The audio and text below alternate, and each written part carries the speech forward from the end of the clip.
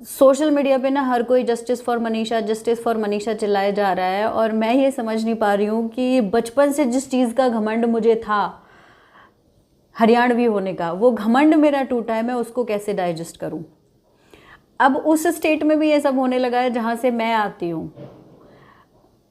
मेरा दिल वहीं का है, और ये चीज़ें दुखी करने वाली है कि अब मेरे स्टेट में भी लड़कियां सेफ़ नहीं है, जो मेरी नज़र में सबसे सेफ़ था, क्योंकि हमारे यहाँ लड़कियां धाकड़ होती थी और लड़के तमीज़दार,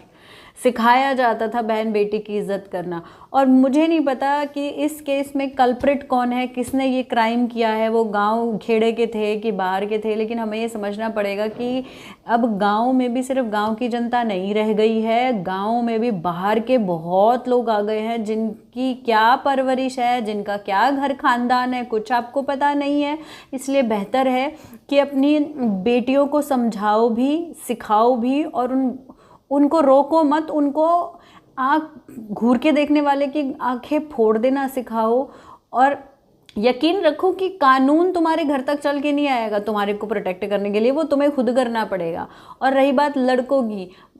भाई लड़कों को भी सिखाओ, उनसे भी पूछो। मैं तो सच में ये नहीं समझ पा रही हूँ कि वो कौन से किस्म की माएँ हैं जिनके बच्चे इस तरह के क्राइम करके घर जाते हैं और उनको पता नहीं है कि तुम्हारी औलाद कहाँ थी और क्या करके आ रही है। माँ बाप को अपने बच्चे के लक्षण ना पता हो, ये कैसे हो सकता है।